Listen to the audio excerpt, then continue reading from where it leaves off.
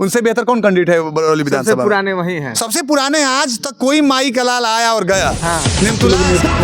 अच्छा एक बात बताइए, तेजस्वी जी का जो है आप बहुत तारीफ कर रहे हैं। नौकरी, लगता है कि भगवान से भेंट होना और नौकरी होना दोनों एक ही। सारे लोग हैं कि डायलॉग मारते हैं कि लालू यादव का परिवार इस जिला से चुनाव काहे नहीं लड़ता। तो ऐसा नमस्कार साथियों, चुनावी हलचल कार्यक्रम को लेकर के तमाम विधानसभाओं का हम दौरा कर रहे थे और बरौली विधानसभा में अभी हम मौजूद हैं।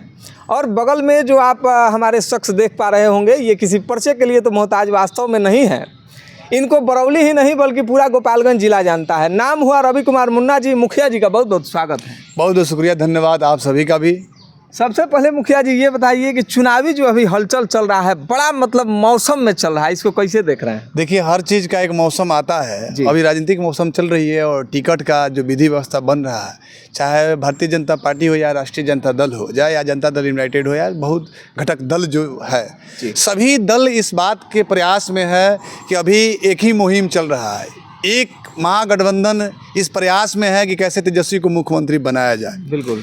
और भारतीय जनता पार्टी का गठबंधन एनडीए जो है, एनडीए इस प्रयास में है कि कैसे उनको मुख्यमंत्री बनने से रोका जाए। अच्छा। तो रोकना और बनना दोनों तकड़ की लड़ाई हुई और दोनों घटक दल, दोनों पार्टियों की घटक दल जो है वो लगातार इस बात के लिए परेशान है कि मुझे कौन सा सीट मिलेगा और मैं उस चुनाव को कैसे जीतूंगा। जैसे सीट का आप बात कर रहे हैं तो मुझे याद आया, कल जो है आप एक पोस्ट किए थे और उस पोस्ट में जो है बड़ा पेच फंसा हुआ है। पोस्ट के बारे में ज़रा सा बताइए।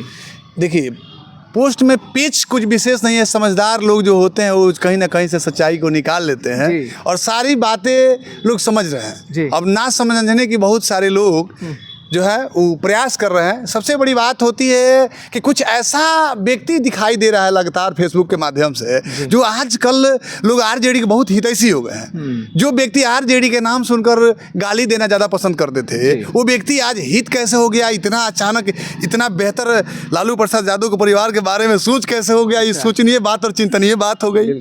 मैं इस तरह किसी पार्टी को अभी ज्वाइन नहीं किया हूँ और ना ही अभी फिलहाल में, जब तक मैं मुखिया पद पर पदस्थापित हूँ, करने वाला हूँ जी। लेकिन अच्छे और बुरे का परख, सही और गलत का परख और सच बोलने की आदत मेरी पुरानी है, चाहे सामने वाला व्यक्ति कितना भी संख्या में क्यों ना हो। अगर मैं अकेला हूँ तो सच को बोलने का प्रयास करता हूँ कि मैं सच बोलूँ।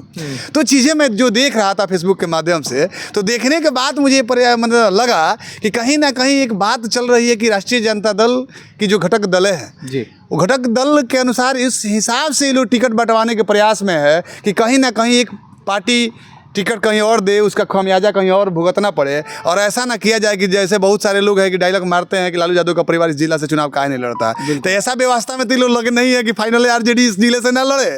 तो इसीलिए हम उस बात को कहे, और सच्चाई बात है कि राष्ट्रीय जनता दल जिस समीकरण को रिप्रेजेंट करता है, जिसको पूरे विपक्ष और पक्ष सभी लोग इस चीज़ को बार बार अपने मुखारबिन से कहने का काम करते हैं, तो समीकरण का ध्यान रखते हुए 6 विधानसभा है और 26 में परिसीमन होगा तो 8 या 9 विधानसभा बनेगा। तो आगे का भविष्य देखते हुए और पिछला भविष्य देखते हुए टिकट का बंटवारा करने का अपील हमने किया था फेसबुक के माध्यम से। हमने ये बात भी किया था कि अगर इस तरह का नहीं होता तो विरोध के लिए लोग तैयार हो। उसको नेगेटिव पॉजिटिव दोनों लोग ले रहे हैं। तो कोई जरूरी नहीं कि एक व्यक्ति कोई है तो किसी विधानसभा में किसी प्रत्याशी को जिता देगा या हरा देगा। हराना जिताना मेरा मकसद नहीं है, लेकिन सच को सच बोलना मेरा मकसद है। उसके लिए चाहे सामने कोई व्यक्ति हो, मुझे कोई किंतु परंतु सोचने की जरूरत नहीं है। और तेजस्वी जी हो या भारतीय जनता पार्टी का कोई हो, हम सभी से निवेदन करेंगे कि आप लोग बिहार के बारे में सोचें। बिल्कुल, बिहार के बारे में सोचें। आज प्रशांत किशोर का नाम इतना चर्चा में क्यों है बिहार में? क्यों है? इसलिए है कि वो सत्ते में नहीं है, सत्ता से बाहर है। और सत्ता से बाहर है, वही बात तो बोल रहे हैं जो लोगों को चाहिए। मैंने आपको सुबह में खाना है आलू पराठा, तो आलू पराठा कितना बेहतर बनाया जाए कि आपको अच्छा लगे, वही बात कहा जा रहा है, प्रशांत जी कह रहे हैं। ये सब पार्टी के घटक दल वो बहुत बड़ी प्रेरणा है अभी के टाइम के लिए, जो बात बोल रहे हैं उस तरह का बात सभी पक्ष हो विपक्ष हो चाहे किसी पार्टी के नेता हो, सब लोग सिर्फ बिहार के बारे में सोचे कि मेरा बिहार बेहतर कैसे होगा। तो अच्छे कैंडिडेट को चुनाव लड़ाना शुरू कर देंगे, अच्छे कैंडिडेट को लड़ाएंगे, अच्छे कैंडिडेट जीतेंगे। जब अच्छे लोग आपको विधानसभा में जाएंगे तो अच्छे बात का प्रस्ताव पारित होगा, अच्छा प्रस्ताव पारित होगा, अच्छा काम अपने आप बिहार में होगा। इसी उम्मीद के साथ मैं एक बिहार का युवा होने के नाते मैं उम्मीद करता हूँ कि गोपालगंज के 6 विधानसभा जो वितरण किया जाए अच्छे तरीके से अपने सोच विचार। मैं आपको सलाह देने वाला व्यक्ति नहीं हूँ आप इनको टिकट दीजिए, लेकिन आप हर बातों का ध्यान रखते हुए आने वाले 30 के चुनाव और हो रहे 25 का चुनाव और बीते हुए 20 का चुनाव, ये तीनों चुनाव का ख्याल रखते हुए टिकट का बंटवारा करेंगे। जो भी जीतेगा सब हम लोग उनके साथ हैं और सत्ता सरकार में आए। काफ़ी खुशी की बात है कि तेजस्वी अगर मुख्यमंत्री बनते हैं तो नीतीश यादव तो सही में पुरनिया हो चुके हैं और खास तौर से मुखिया संघ के जिला प्रवक्ता होने के नाते मैं तो यही कहूँगा कि उन्होंने अपने आपा को खो दिया है और मंथन चिंतन विचार विमर्श करने की जो बात है उनका समाप्त हो चुका है। और इनके कार्यकाल में बहुत दुख की बात यह है नीतीश कुमार जी के कि इधर साल 2 सालों से जिस तरीके का बदलाव हुआ है, कभी पंचायत सरकार भवन मुखिया बनाएंगे, कभी पंचायत सरकार भवन टेंडर हो जाता है, कभी लाइट मुखिया लगाएंगे, लाइट का डायरेक्ट वहाँ से टेंडर करके रखे हुए हैं, लाइट आज लगा देगा कल जलेगा नहीं। जैसे गेबियन है आपको, तो गेबियन जो है सरकार भेजेगी बांस में कांटी ठोक के कांटे, बांस सूखेगा कांटी बाहर, गेबियन बाहर। पौधा हाइट 3 फीट जरूर रहेगा, उसमें पत्ते जैसे आप मिट्टी में लगाएंगे सूख जाएगा। इस सब में नुकसान किसका होता है? आम जनता का नुकसान है, यही तो सोचना है। ये आम जनता का नुकसान है, ये आपका पैसा है जो सरकार के माध्यम से आपके पास पुनः आता है और वो व्यवस्था सही सलामत अच्छे तरीके से नहीं चलता है। बहुत सारा योजना हम लोग का, जैसे आपको समझ जाइए कि कचरा भवन हो गया, कचरा के लिए जो रिक्शा खरीदना हुआ, बाल्टी खरीदना हुआ, ये सब क्या है? ये सारा लूट मार अभियान है। जेम पोर्टल पर व्यवस्था बैठा दिया टेंडर द्वारा, वहाँ से फिक्स उनका मंत्रिमंडल जो भी है, मंत्री के पास का विधि व्यवस्था लोग बैठा है और वहाँ से चिट्ठी डायरेक्ट निकल गया, उसका हम लोग का पालन करना दायित्व बनता है किसी सरकार के नीचे होने के नाते। बता दीजिए कि आपको मतलब पार्टी कौन सा अच्छा लगता है, भाजपा, कांग्रेस, राजद? देखिए पार्टी चाहे जो हो, सामाजिक दृष्टिकोण में जीवन यापन करने वाले, जो समाज के बारे में सोचते हैं, जो समाज के हित के बारे में सोचे, प्रेम और शांति के प्रतीक बन के जो अपने जीवन को व्यतीत करते, अपनी पार्टी को चलाते हैं, मैं उसी पार्टी को सपोर्ट करता हूँ। सबसे पहले मुखिया जी किस सन में वोट किए थे?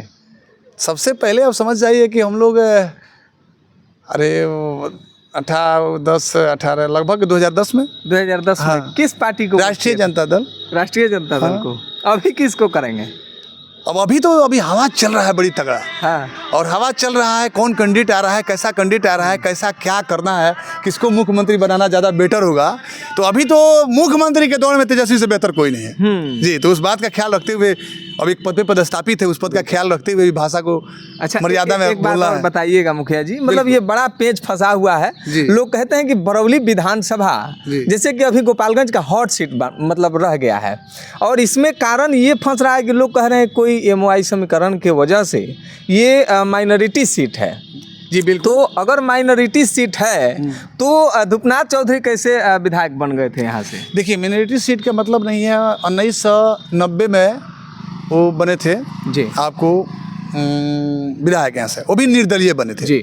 तो धूपनाथ चौधरी उस शख्स के वह व्यक्ति थे कि अभी बात करने के लिए तो बहुत सारे लोग बहुत तरीके का बात कर लेंगे। विधायक बनने से पहले उन्होंने प्रमुख का चुनाव लड़ा, मुखिया का चुनाव लड़ा, जितना चुनाव लड़े कभी कोई चुनाव हारे ही नहीं थे। और सामाजिक दृष्टिकोण में बड़े बड़े दायित्व वाले लोगों की जब नाम आती थी उसमें धूपनाथ चौधरी का नाम एक नंबर पे आता था। और उस समय का मापदंड यह था, जिसका सबसे बड़ा द्वार होता था, जिसका सबसे सुंदर पर्सनालिटी और परिवार होता था, वही मुखिया नहीं तो बड़े पदों पे रहता था। उस समय के सबसे संपन्न व्यक्ति थे धूपनाथ चौधरी। और सारे लोगों ने उस समय बैकवर्ड फॉरवर्ड, हिंदू मुस्लिम जात पात इतना गहराई तक नहीं थी। तो सामाजिक दृष्टिकोण में सबसे अच्छे व्यक्ति, ईमानदार व्यक्ति है, इसमें कहीं किंतु परंतु नहीं है। सबको लगा जी कि ईमानदार व्यक्ति को हम लोग सपोर्ट करें और सपोर्ट करके उनको विधायक बनाने का काम किया। उसके बाद नेमतुल्लाह शाह विधायक बने, उसके बाद राम प्रवेश राय जी विधायक बने, फिर उसके बाद 15 में नेमतुल्लाह शाह विधायक बने, फिर 20 के बाद राम प्रवेश राय जी विधायक बने। तो ये सब देखिए जीत हार तो चलते रहता है, इसमें कहीं दो राय नहीं है। मतलब ये माइनॉरिटी सीट मायने नहीं रखता है, जनता का प्रेम और मोहब्बत मायने रखता है। अच्छा माइनॉरिटी सीट देखिए, माइनॉरिटी सीट तो है, उस चीज़ को आप इग्नोर नहीं कर सकते, इसलिए कि 6 बरौली, गोपालगंज में 6 विधानसभा है। 6 विधानसभा में गोपालगंज और बरौली दो ही ऐसा सीट है जहाँ से मुस्लिम व्यक्ति को लड़ाया जा सकता है संख्या के आधार पर। यहाँ भी आप समझ जाइए कि बहुत बेहतर संख्या है, 60+ के आसपास मुस्लिम की संख्या है। गोपालगंज में भी 52+ के आसपास मुस्लिम की संख्या है। और जहाँ 10,000, 5,000, 8,000, 15,000 अगर मुस्लिम की संख्या, वहाँ से लड़ना उचित नहीं होगा। तो यहाँ मुस्लिम जो भी कैंडिडेट है उनका विशेष तरह से प्रभाव और दबाव इसलिए है कि जहाँ मेरी बहुलता है, सब कोई चाहता है कि जिसका जहाँ बहुलता होता है वहाँ सीट उसको मिले और वो आसानी से जीते। जीत हार की जो बात रही है, तो जीत हार का बहुत बड़ा अंतर तो कभी रहा नहीं। विधानसभा में 10,000, 5,000 1500 1000 से भी मायने जीत नहीं हार रखता है। रहा है इस सीट का, तो ये बहुत बड़ा माने नहीं रखता है। और चुनाव जो लड़ेगा उसी में से ना कोई जीतेगा तो कोई हारेगा, और सब लोग जीतिए जाएगा तो जीतना किसी एक ही व्यक्ति को ना है जी। बिल्कुल। अच्छा मुखिया जी एक बात बताइएगा, आप तो जो है बड़ा लंबे समय से अपने आप को मतलब समाज के लिए समर्पित किए हैं, 17 वर्ष 18 वर्ष लगभग हो गया। ये चीज़ बताइए कि बरौली के चौक चौराहों पर जो है युवाओं में मतलब आपका क्रेज़ देखा जाता है, और आप लंबे समय से समय दिए हैं, तो बरौली में क्या कुछ मतलब होना चाहिए था अभी तक जो अभी तक हुआ नहीं है? देखिए, काम तो बरौली में सबसे ज़रूरत है एक कॉलेज की जी, जो ग्रेजुएशन कंप्लीट करवाए, और ये तो जिला का मांग है कि यूनिवर्सिटी होना चाहिए।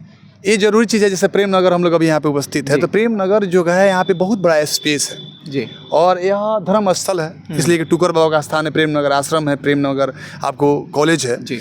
तो जगह भी यहाँ पे है। तो यहाँ पे बहुत बेहतर तरीका से कॉलेज का निर्माण होना चाहिए, और धर्म स्थल है तो यहाँ पे पार्क टाइप का मतलब क्या होता है, पर्यटन स्थल होना चाहिए कि लोग अगर घर से निकले तो 5 किलोमीटर 10 किलोमीटर 20 किलोमीटर पे पार्क रहता है, तो लोग अपने जीवन को खुशी से जोड़ के और पार्क में टहलने का काम करते हैं। इसमें पैसा कोई खर्च नहीं होगा, नज़दीक होगा, तो ये सब चीज़ें ज़रूरत की चीज़ें हैं। और नौजवानों के लिए नौकरी तो अब तेजस्वी जी का अनाउंसमेंट तो बड़ी सुंदर सुनने में लगा है कि हर घर एक युवा को सरकारी नौकरी देंगे हो, तो ये अच्छी बात है। इस तरह की सोच होनी चाहिए। संभव है, हो सकता है। देखिए, असंभव कुछ नहीं होता है। इस धरती पर बड़ी मुश्किल मानुष तन पावा, ये मानव का तन जो मिला है, तो आप जो भी चाहेंगे उस चीज़ को मतलब सफल कर सकते हैं। 100 में 100 नहीं कर सकते हैं, अगर 80 भी कर दिए, 70% भी कर दिए तो बहुत बड़ा उपलब्धि है ना। 100 में 100 तो कोई कर नहीं पाता है। बिल्कुल, हर आदमी का इच्छा जो होता है, इच्छा पूर्ण नहीं हुआ है आज तक किसी का, ना होगा। लेकिन अगर 70 भी कर दिए, 60 भी कर दिए, 80 भी कर दिए, तो ये बहुत बड़ी उपलब्धि होगी बिहार के लिए। इसलिए बिहार में हम लोग भी BSc क्वालिफाई है, तो यहाँ पे ग्रेजुएशन कंप्लीट करना बड़ी आसान लगता है, लेकिन नौकरी ये लगता है कि भगवान से भेंट होना और नौकरी होना दोनों एक ही समान है। तो इसीलिए कुछ लोग पत्रकार बन जाते हैं, कुछ लोग नेता बन जाते हैं। अच्छा एक बात बताइए, तेजस्वी जी का जो है आप बहुत तारीफ कर रहे हैं। बिल्कुल। गोपालगंज में 6 गो विधानसभा है, 6 गो सीट से कई गो राजद मतलब जीत सकता है? अरे देखिए, जीतने के लिए तो मान के चलिए जो जीता हुआ 2 सीट पहले से ऑलरेडी है। 3-3 पे लड़े थे, तो 3 में 2 जीते थे, एक हारे थे बरौली। ठीक है, तो लड़ने के लिए अब उस उम्मीद के साथ लड़ रहे होंगे कि 3 पहले लड़े थे, 2 जीते थे, इस बार तीनों जीत जाए। बरौली से प्रत्याशी आप किसको चाह रहे हैं? बरौली से प्रत्याशी क्या है, अगर मतलब लोकल में लिया जाए तो अब्दुल सत्तार मुन्ना है, अगर जिला लेवल पे लिया जाए, अगर मुस्लिम में कोई नेता तो रियाजुल हक राजू है, और दिलीप सिंह जी यहाँ के मतलब आप वो स्थानीय व्यक्ति है वो हैं। सुरेश प्रसाद यादव जो यहाँ के सबसे वरिष्ठ नेता है, मेरे चाचा हैं सुरेश प्रसाद यादव, जो 1990 से लगे हुए हैं लगातार, आज तक टिकट का मांग तक नहीं किए। अगर टिकट न्यूट्रल होकर किसी को देना चाहिए तो हमारे सुरेश चाचा को देना चाहिए। उनसे बेहतर कौन कैंडिडेट है बरौली विधानसभा? पुराने वही हैं, सबसे पुराने। आज तक कोई माई का लाल आया और गया। नेमतुल्लाह साहब से उनका संबंध था कि 2 लोगों को लगता था कि 2 जिसमें एक जान का है, लेकिन जब नेमतुल्लाह साहब ने पार्टी छोड़ने का काम किया, रियाजुल हक राजू को टिकट मिला, तो नेमतुल्लाह साहब को उन्होंने छोड़ देने का काम किया और RJD के साथ आपको रियाजुल हक राजू के साथ प्रचार करने का काम। बिल्कुल, लालटेन के अलावा वो तकिया कलाम में घूमते घूमते में कहते हैं कि हमको पहचानिए, हम लालटेनवा के अध्यक्ष हैं। तो उतना प्रचारक पूरे बिहार में कोई नहीं है। सुरेश प्रसाद यादव तो कोई हो ही नहीं सकता है बरौली में, ये सच्चाई है। और रही बात काम खूबियाँ और खामियाँ, तो हर इंसान में, हमें भी बहुत सारी खामियाँ हैं, खूबियाँ है तो खामियाँ भी है, तो उनमें भी बहुत सारी खूबियाँ है, तो कुछ खामियाँ एक आध को लोग निकाल देंगे, लेकिन एक आध ही निकाल पाएंगे, ज़्यादा खामी सुरेश प्रसाद यादव में नहीं निकलेगा। चलिए चलते चलते दर्शकों से क्या कुछ अपील करिएगा? दर्शकों से एक ही अपील मैं करूंगा कि बिहार के किसी कोना से आते हैं आप, आपका विधायक कौन होना चाहिए, कैसा होना चाहिए, किस सोच के साथ उसको रहना है, किस सिद्धांत के साथ रहना चाहिए, बिहार में उसकी उपलब्धि क्या होनी चाहिए, वो क्या आगे चल के करेगा, किस प्रस्ताव में अपनी सहमति जताएगा, उसका पहचान आप बेहतर करें, चाहे पार्टी कोई हो। बहुत बहुत शुक्रिया, धन्यवाद। चलिए भाई साहब, वीडियो तो थोड़ा सा बहुत बड़ा हो गया, लेकिन हम भी आप सबसे कह दें कि ये थे हमारे साथ बरौली विधानसभा क्षेत्र से मुखिया जी हैं, मुन्ना जी सरिया नरेंद्र से मुखिया हैं, और ज़िला में मुखिया संघ के जिला प्रवक्ता थे। मुखिया जी के बातचीत को लेकर के आपको क्या कुछ लग रहा है, कुछ राय होगा तो ज़रूर बताइएगा, और कुछ सवाल होगा तो सवाल भी डालिएगा। उस सवाल को लेकर के पुनः हम मुखिया जी से मिलेंगे और बातचीत करने का प्रयास करेंगे। मिलेंगे अगले वीडियो में, तब तक के लिए बहुत बहुत धन्यवाद।